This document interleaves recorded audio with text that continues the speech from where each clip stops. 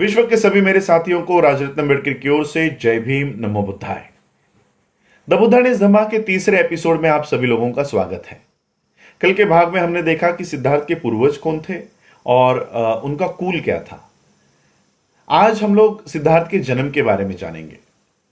सिद्धार्थ इनका जो जन्म हुआ था, ये शुद्धोदन इनके घर जन्मे थे।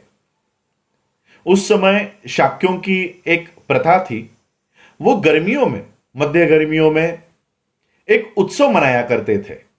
ये उत्सव सभी शाक्य इस उत्सव में शामिल हुआ करते थे, सभी शासक परिवार इसमें शामिल हुआ करते थे और ये सामान्य रूप से 7 दिनों तक ये उत्सव चलता था।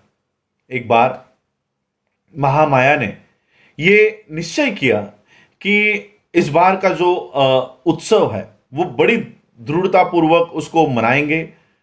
फलों से, फूलों से, अन्न धान्यों से इसको मनाया जाएगा, लेकिन किसी भी तरह का मद्यपान इस उत्सव में नहीं हुआ करता था।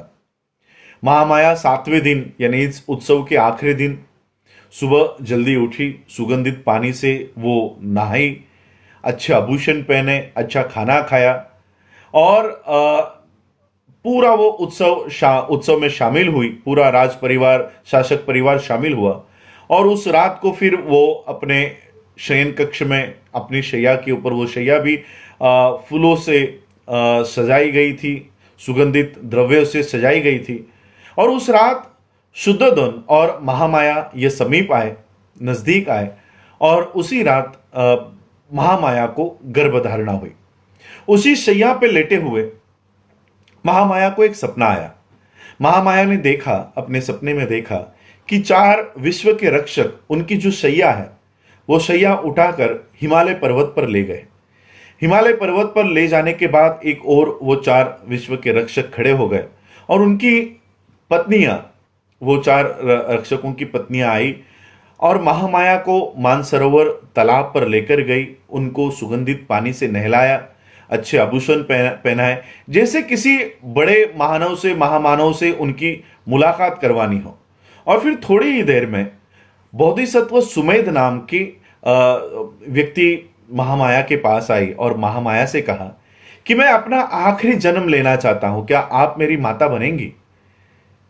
महामाया ने बड़े ही उत्साह से और चाह से कहा, क्यों नहीं, मैं आपकी मां बनने के लिए तैयार हूं। और तभी उनका सपना उनको जाग आ गई, उनका सपना टूट गया और उन्होंने ये सपना ये शुद्धोदन को बताया। शुद्धोदन ने दूसरे दिन उनके जो 8 ब्राह्मण हुआ करते थे, जो इस विद्या में पारंगत थे, उनको बुलाया, उनको आभूषण दिए, उनको खाना पीना दिया, उनकी जो फीस हुआ करती थी वो दिया। और शुद्धोदन ने ये सपना उन ब्राह्मणों को बताया कि इस सपने का अर्थ बताओ। वो सारे ब्राह्मण उस सपने का अर्थ ढूंढते ढूंढते उन्होंने राजा को, शुद्धोदन को बताया कि आप कोई चिंता ना करें, आपके घर एक बालक जन्म लेगा। अगर वो संसार में रहा तो वो एक चक्रवर्ती सम्राट बनेगा और अगर उसने गृह त्याग किया और वो सन्यासी बन गया तो वो बुद्ध बनेगा। इस तरह का उन्होंने उस सपने का अर्थ बताया। 10 महीनों तक महामाया ने इस बोधिसत्व को अपने गर्भ में धारण किया और जैसे उनकी प्रसूति का समय नजदीक आया, महामाया ने अपने पति शुद्धोदन से कहा कि मुझे मेरे पिता इनके घर जाना है, देवदह जाना है। और शुद्धोदन ने कहा कि आपकी जो इच्छा है वो पूरी की जाएगी।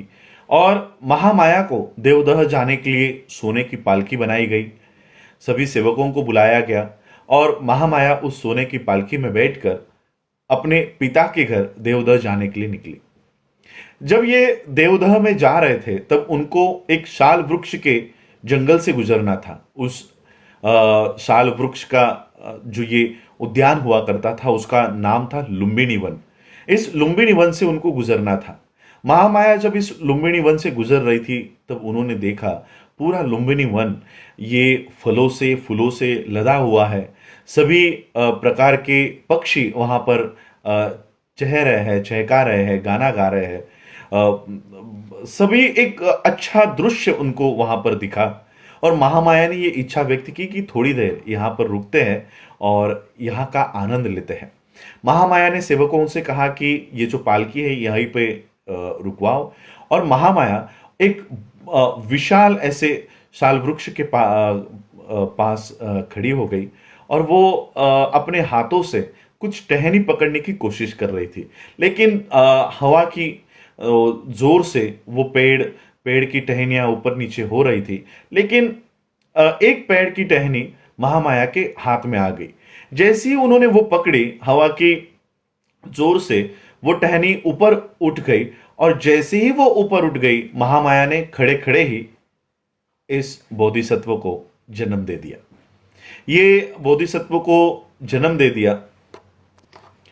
वो साल था 563 बीसी। 563 बीसी वैशाख पूर्णिमा के दिन सिद्धार्थ का जन्म हुआ। महामाया और शुद्धोधन इनके शादी को कई साल बीतने के बाद सिद्धार्थ का जन्म हुआ था, और इसलिए पूरे शाक्यों में, पूरे शासक परिवार में एक आनंद का माहौल था। पूरे कपिलवस्तु में उत्सव मनाया गया। जिस समय सिद्धार्थ का जन्म हुआ उस समय शुद्धोधन ये राजा थे, और स्वाभाविक रूप से सिद्धार्थ ये राजकुमार बन गए। जैसे ही सिद्धार्थ का जन्म हुआ, हिमालय पर एक साधु रहा करते थे जिनका नाम था असित। असित जब अपना ध्यान कर रहे थे तब उन्हें इस आकाश से बुद्ध इस नाम की घोषणा उनको सुनाई देने लगी। वो अपना ध्यान छोड़कर वो अपने दृष्टि से जम्बूद्वीप की ओर देख रहे थे, और उन्होंने देखा कि ये बुद्ध की घोषणा क्यों हो रही है। और तब उन्होंने देखा कि शुद्धोधन के घर में एक बालक जन्मा है, और वो बहुत ही होशियार इस तरह का बालक है, ब्रिलियंट बालक है। तो असित ने इच्छा व्यक्त की कि उस बालक को देखना है, और असित अपने भांजे को लेकर भतीजे को लेकर, नारदत्त को लेकर वो कपिलवस्तु में आए। शुद्धोधन इनके महल पर आके उन्होंने देखा कि शुद्धोधन के महल के बाहर लाखों लोग इकट्ठा हुए हैं। असित ने एक दरबान को, सेवक को कहा कि राजा को अंदर जाके बताओ कि एक साधु उनको मिलना चाहते हैं। तो ये सेवक अंदर आया, शुद्धोधन को बताया कि एक बहुत बूढ़े साधु आए हैं और वो आपको मिलना चाहते हैं। शुद्धोधन ने कहा कि उनको अंदर लेकर आओ। शुद्धोधन ने उस साधु के लिए बैठने के लिए अच्छा आसन बनाया और साधु को बैठने के लिए कहा। साधु ने कहा, शुद्धोधन ने पूछा कि मैंने आपको पहले कभी कपिलवस्तु में देखा नहीं, आप कहाँ से आए हो और आपका आने का कारण क्या है। असित ने बताया कि मुझे पता चला है कि आपके घर में एक बालक का जन्म हुआ है, मैं उसको देखने के लिए आया हूँ। शुद्धोधन ने कहा कि बालक तो अभी सोया है, आपको थोड़ा इंतजार करना होगा। असित ने कहा कि इस तरह के बालक ज्यादा सोया नहीं करते, वो स्वभाव से ही जागरूक होते हैं। और जैसे ही ये शब्द सिद्धार्थ के कानों पे पड़े, सिद्धार्थ ने हलचल करके ये शुद्धोधन को जाहिर किया कि वो सोए नहीं है। तो असित को पास बुलाया गया। शुद्धोधन ने वो बालक अपने हाथ में दृढ़ता पूर्वक उठाकर असित को दिया, और असित ने उस बालक को देखते ही बालक के शरीर पर 32 वो लक्षण जो एक बोधिसत्व के, बुद्ध के शरीर पर होते हैं, वो लक्षण उन्होंने देखे। 80 छोटे छोटे मार्क्स उन्होंने पहचाने, और असित थोड़े देर में रोने लग गए। फूट फूट कर, सांसें भर भर कर वो रो रहे थे। शुद्धोधन को डर लगने लग गया कि मेरे बच्चे के भविष्य में कोई गलत तो नहीं है, ये रो क्यों रहे हैं। तो शुद्धोधन ने असित को रोका और पूछा कि आप रो क्यों रहे हो। असित ने कहा कि डरो मत, आपके बच्चे का भविष्य कोई गलत नहीं है, मैं अपने खुद के लिए रो रहा हूं। मैं इसलिए रो रहा हूं कि अब मैं बूढ़ा हो चुका हूं, कुछ सालों के बाद मर जाऊंगा।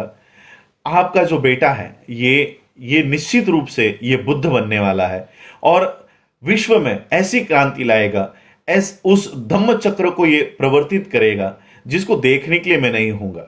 जिस धम्म की देशना ये आपका बच्चा देने वाला है, वो धम्म आदि में भी कल्याणकारक होगा, मध्य में भी कल्याणकारक होगा, और अंत में भी कल्याणकारक होगा। इस पूरे विश्व को दुख से बाहर निकालने वाला धम्म ये बालक देने वाला है और उसको देखने के लिए मैं जिंदा नहीं रहूंगा, इसलिए मैं अपने आप के लिए रो रहा हूं। असीत के साथ उनके जो भतीजे थे, असीत ने अपने भतीजे को कहा कि जब भी आप ये वार्ता सुनो कि सिद्धार्थ बुद्ध बन चुका है तो इनके शरण में चले जाना। और असीत ने ये सारी जो भविष्यवाणी थी वो बालक को लेकर की और राजा ने उनको अच्छा खाना पीना देकर फिर असीत वहां से चले गए। 5वें दिन इस बच्चे का नामकरण विधि था। नामकरण विधि हुआ, इस बच्चे का नाम सिद्धार्थ रखा गया। परिवार का गोत्र गौतम था, इसलिए सिद्धार्थ का नाम सिद्धार्थ गौतम पड़ गया। 5वें दिन सिद्धार्थ की जो माता थी महामाया, ये बीमार पड़ गई और उनकी बीमारी एक बहुत गंभीर स्वरूप उस बीमारी ने ले लिया। और फिर महामाया को पता चल गया कि उनका अंतिम समय अब नजदीक आ रहा है। महामाया ने शुद्धोधन को और महाप्रजापति को कहा कि अब मेरा अंतिम समय नजदीक आया है, अब मुझे जाने की इजाजत दो मुझे।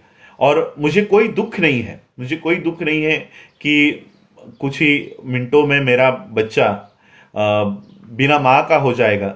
मुझे पूरा विश्वास है कि प्रजापति मेरे बच्चे को अपने माँ से भी ज़्यादा अधिक प्यार करेगी। मुझे दुख इस बात का है कि जो असीत ने कहा कि मेरा बच्चा बुद्ध होगा वो देखने के लिए मैं नहीं होंगी। और महामाया का देहांत हो गया। और जब महामाया का देहांत हुआ तब सिद्धार्थ सिर्फ 7 दिन के थे।